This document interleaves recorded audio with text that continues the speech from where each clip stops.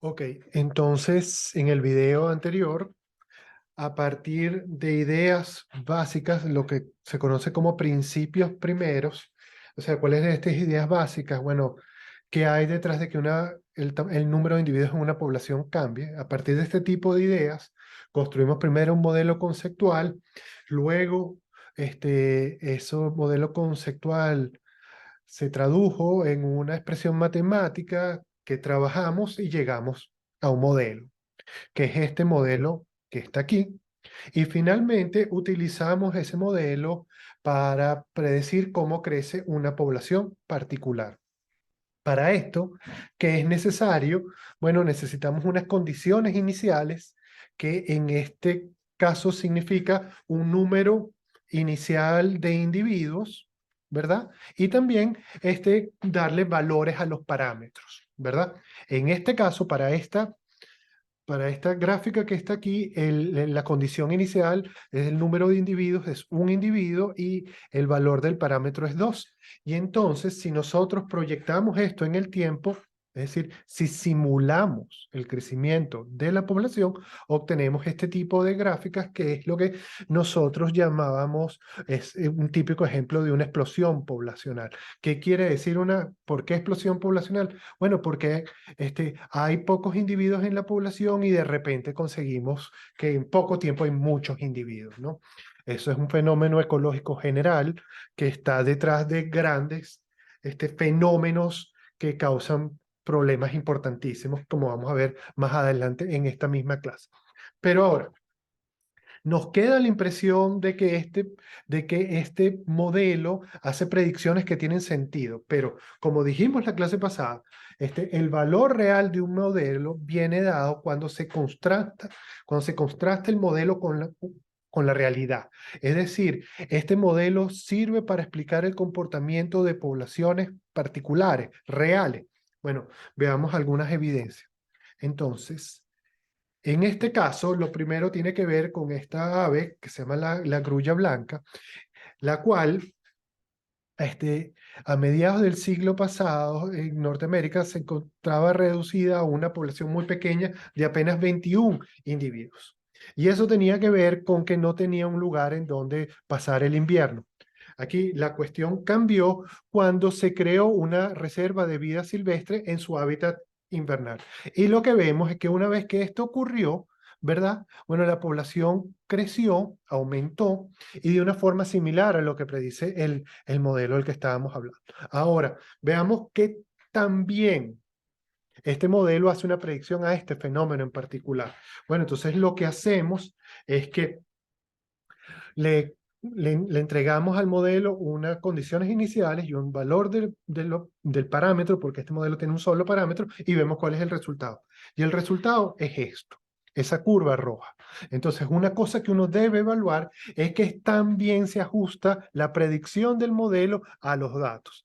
Y ustedes saben que ese ajuste viene dado en términos generales por la distancia que hay de las observaciones a la curva.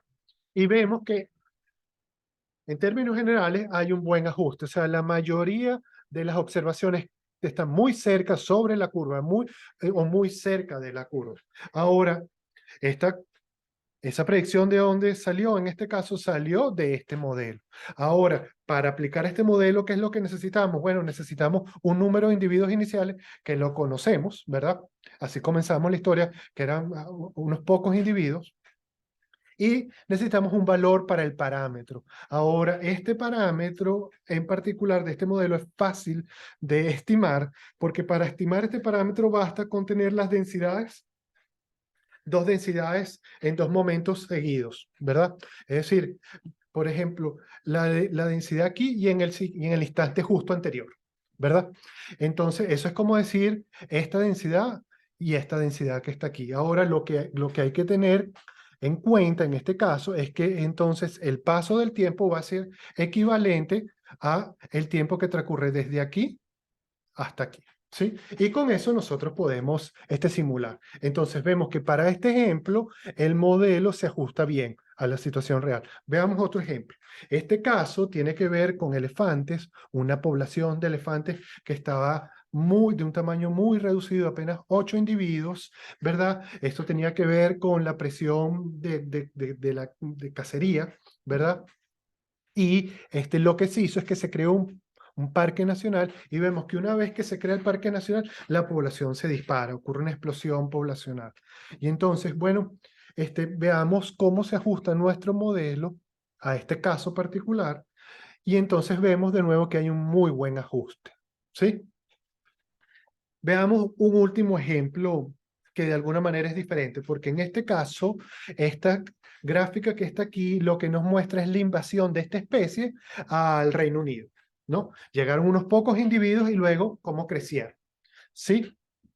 Y veamos cómo es el ajuste del modelo a esta situación. Entonces, de vuelta, vemos que hay un muy buen ajuste. Entonces, aquí yo les voy a pedir que paren el video un segundo y que piensen en qué tienen en común estos tres ejemplos que permite que utilizar este modelo sea apropiado. Entonces, piensen en eso un segundo y yo se los costé. Bueno, ¿qué hay en común? En los primeros dos casos es como claro que hay algo en común y es que la población de grullas estaba limitada porque no tenía dónde pasar el invierno. Una vez que se solucione esa población, una vez que se elimine esa limitación, la población crece geométricamente. Con la población de elefantes pasaba algo similar, pero la limitación era la cacería. Una vez que se prohibió en un espacio esa cacería, la población creció geométricamente. Y aquí, en este particular de esta planta, bueno, es una invasión que es un fenómeno ecológico importante del cual vamos a hablar más adelante en esta clase, pero para que una invasión sea exitosa en términos generales, bueno, una primera cosa es lo que se conoce como la presión de propágulo, o sea, debe llegar una población, una cantidad de individuos lo suficientemente grande como para que algunos sobrevivan, pero luego para que ocurra esta invasión que típicamente involucra, o una invasión ecológica necesariamente involucra un crecimiento de este tipo, bueno, ¿qué hay detrás de eso? Bueno, que se liberan de, por ejemplo, de depredadores, de parásitos que podían estar limitando su población y ahora se expande así de forma geométrica. Es decir, que detrás de todos los casos, estas poblaciones vencieron limitaciones. Y eso esto es a lo que me refería cuando les decía que detrás de este crecimiento ilimitado lo que está, había varias formas de comprender lo que una es más sencilla y es esto. Cuando una población no experimenta limitaciones, típicamente crece de esta forma. Bueno, ahora para terminar este videíto, les voy a presentar simplemente unos conceptos de forma rápida. Entonces, bueno, perdón, primero esto. Y es que el crecimiento geométrico, uno normalmente lo asocia con microorganismos. Y ciertamente, cuando una población de microorganismos no experimenta limitaciones, típicamente crece de forma geométrica. Pero es un tipo de crecimiento que es un fenómeno ecológico general que desde ningún punto de vista está restringido a los microorganismos como acabamos de ver. Y ahora sí, los conceptos que les había dicho, de los cuales que les quería comentar. ¿Sí? No, perdón. Primero que eso, veamos el comportamiento general, o sea, el comportamiento cualitativo general de este modelo. Se recuerdan que este es el modelo que acabamos de deducir. Entonces, ¿de qué depende la dinámica de este modelo? Depende de este producto que está aquí. ¿Y este producto qué es? Es la cantidad de individuos que hay actualmente por un parámetro, ¿sí? Ahora, ¿qué va a pasar con esta población? Va a depender fundamentalmente, salvo que esta N sea cero, que es un caso trivial, porque que la N sea cero, ¿qué quiere decir? Que no hay ese individuo, no hay esa población en ese lugar donde usted la está evaluando. Pero suponiendo que sí, o sea, que estamos trabajando sobre una población que existe, ¿de qué va a depender el futuro de esa población? En este caso va a depender solamente del valor de este parámetro. Entonces, supongamos que ese parámetro vale 1. Es decir, nosotros vamos a multiplicar esta cantidad, supongamos que son 100 individuos, por 1. Si multiplicamos 100 por 1, nos da 100. Es decir, se va a mantener constante el número de individuos en la población. Es decir, cuando esto vale 1, cuando el parámetro vale 1, la población se mantiene constante. ¿Qué pasa si ese parámetro vale más que 1? La población crece. ¿Y cómo crece? Irrestrictamente. teóricamente hasta el infinito. ¿Y qué pasa si esto tiene un valor menor que 1? Bueno, la población decrece. ¿Hasta dónde decrece? Hasta que se extingue, ¿verdad? Entonces vemos que el valor del parámetro determina tres comportamientos que son cualitativamente diferentes. La población crece, la población se mantiene constante o la población decrece. Ahora sí, los conceptos, ¿no? Entonces, lo primero es una especie semélpara o uníparo. ¿Qué quiere decir esto? Esta es una especie que se reproduce una sola vez y luego muere.